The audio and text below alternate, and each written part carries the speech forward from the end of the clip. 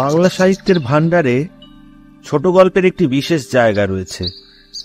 আমার প্রিয় কিছু ছোট গল্প নিয়ে আমি রাজর্ষি, আর আপনারা শুনছেন রাজর্ষি উবাচ। আজকে শোনাবো হরিনারায়ণ চট্টোপাধ্যায়ের গল্প পিছনের জানালা।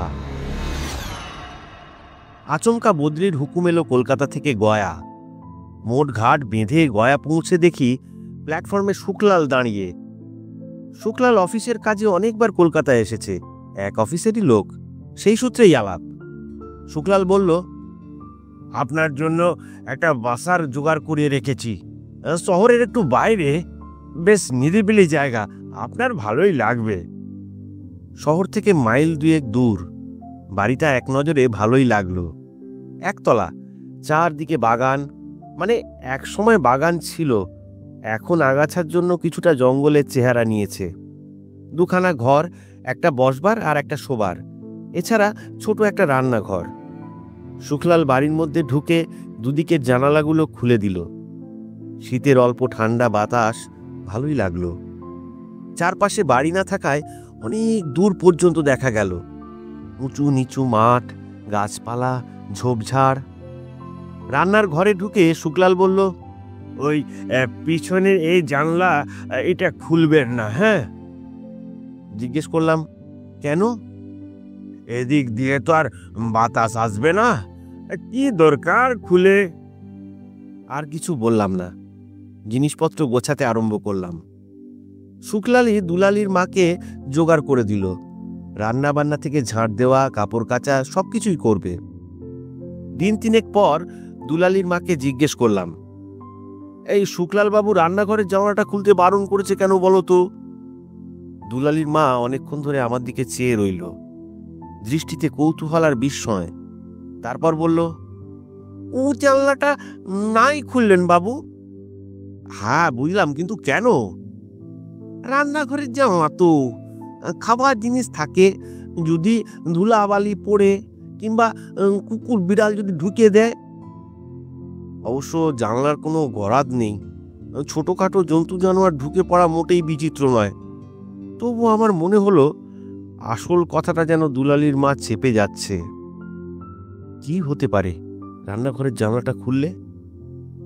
ছুটির দিন, অনেক বেলা পর্যন্ত ঘুমোলাম। ঘুম থেকে উঠে দেখলাম দুলালির মা টেবিলের উপর চায়ের কাপ রেখে গেছে, রোজকার মতো। চা খাওয়া হতেই দুলালির মা এসে দাঁড়ালো। বাবু, দরজাটা বন্ধ করে দিন, আমি বাজারে যাব অল্প। দরজাটা বন্ধ করে মুখ হাত ধুয়ে রান্নাঘরের চৌকাঠে গিয়ে দাঁড়ালাম। আর দাঁড়াবার সঙ্গে সঙ্গে চোখ গিয়ে পড়ল পিছনের জানলাটার উপর। বাইরে এলোমেলো শীতের হাওয়া বইছে। বন্ধ জানলাটা সেই হাওয়ায় থরথর থরথর করে কাঁপছে।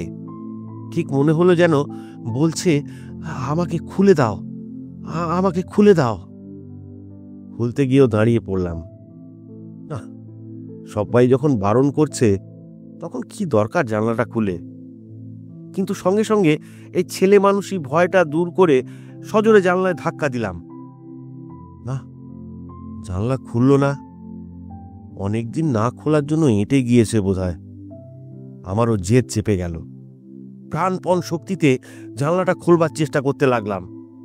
4 ধাক্কা দেবার পরে জানলাটা খুব শব্দ করে খুলে গেল। খোলার সঙ্গে সঙ্গেই আশ্চর্য এক কাণ্ড। বাইরে থেকে গরম একটা হাওয়ার ঝলক ঘরের মধ্যে এসে ঢুকল। কেন এমন হলো? অন্য জানলা দিয়ে বেশ ঠান্ডা হাওয়া আসছে, শীতের স্বাভাবিক হাওয়া। তবে কি অনেকদিন বন্ধ থাকার জন্য হাওয়াটা এরকম গরম? ঠিক বুঝতে পারলাম না। এগিয়ে জানলার কাছে গিয়ে দাঁড়ালাম। কি আছে বাইরে যার জন্য এই জানলাটা খোলা নিষেধ ছিল? এদিক ওদিক দেখতে দেখতেই নজরে পড়ল কাছেই একটা ঝাঁকড়া গাছের নিচে একটা কবর। কবরের সাইজ দেখে মনে হলো ছোট বয়সের কেউ শুয়ে আছে। কবরের মাথার কাছে একটা সাদা রঙের ক্রস। ও, এই ব্যাপার, এরই জন্য এত কাণ্ড। শুকলাল আর দুলালির মা কি মনে করেছিল কবর দেখে আমি ভয় পাবো, তাই জানলাটা খুলতে মানা করেছিল? তাছাড়া আর কি হতে পারে? আর তো কিছু চোখে পড়ছে না। সদর দরজায় খুটখুট শব্দ হতেই রান্নাঘর থেকে বেরিয়ে এসে দরজা খুলে দিলাম। দুলালির মা বাজার নিয়ে ফিরেছে। আমাকে দেখে বলল, বাবু বুঝি ঘুমাই পড়েছিলেন?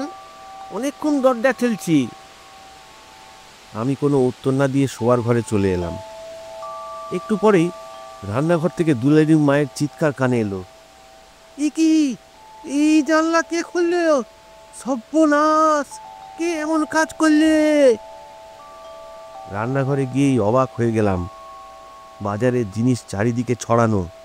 দুলালির মায়ের এলোমেলো বেশ, খোলা চুল, লাল দুটি চোখ, চিৎকার করে চলেছে। কি হলো? আচ্ছা সরো সরো, আমি জানলা বন্ধ করে দিচ্ছি। এগিয়ে গিয়ে জানলাটা বন্ধ করার চেষ্টা করলাম, প্রথমে এক হাত দিয়ে, তারপর দু হাতে, কিন্তু কিছুতেই বন্ধ করতে পারলাম না। মনে হলো জানলার পাল্লাটা যেন কাঠের নয়, নিরেট পাথরের তৈরি। এক চুল সরানো গেল না। আর বন্ধ হবে না, আমি ঠিক জানি বাবু, সর্বনাশ একটা হবে। দুলালির মা হাউমাউ করে চেঁচিয়ে উঠল। সজোরে তাকে একটা ধমক দিলাম। কি হচ্ছে কি? চুপ করো। জানলার কবজাটা শক্ত হয়ে গিয়েছে, কাল মিস্ত্রি ডেকে ঠিক করে নিলেই হবে। সেই রাত্রেই আমার খাবার ঢাকা দিয়ে দুলালির মা রোজকার মতন চলে গিয়েছে। আমি বাইরের ঘরে বসে অফিসের কাজ করছিলাম। ঘড়ির দিকে নজর পড়তেই উঠে পড়লাম। না, খাবারের সময় হয়েছে।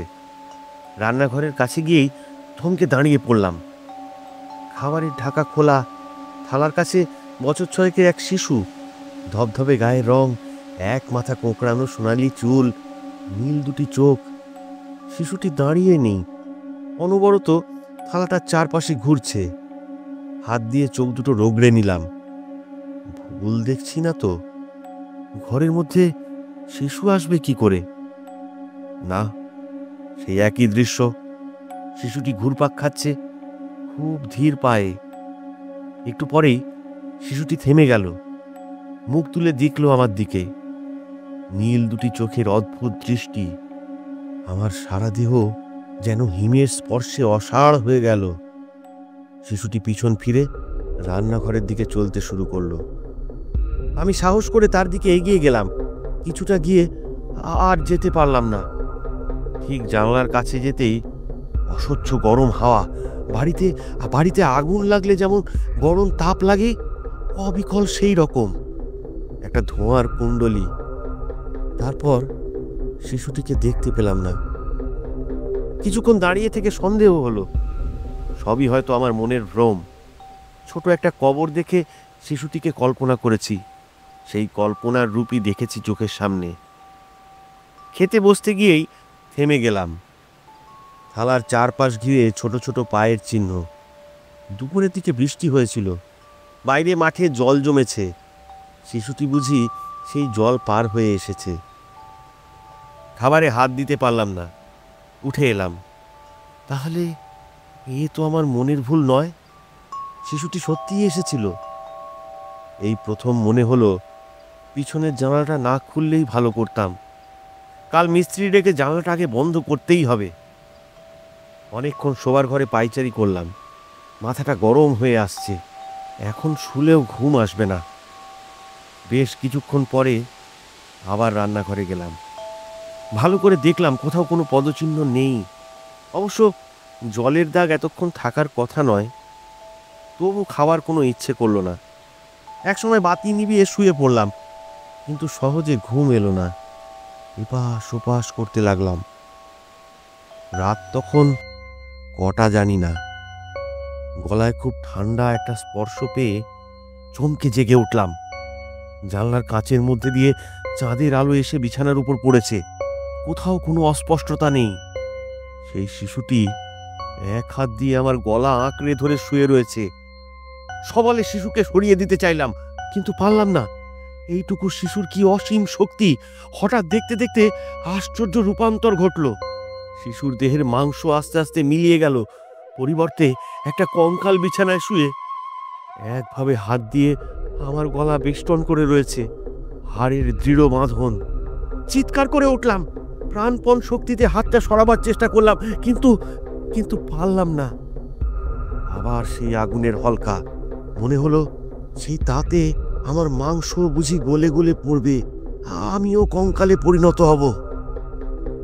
তারপর কি হলো আমার জানা নেই। অনেকগুলো লোকের ক্ষীণ কণ্ঠ, তাদের পায়ের আওয়াজ।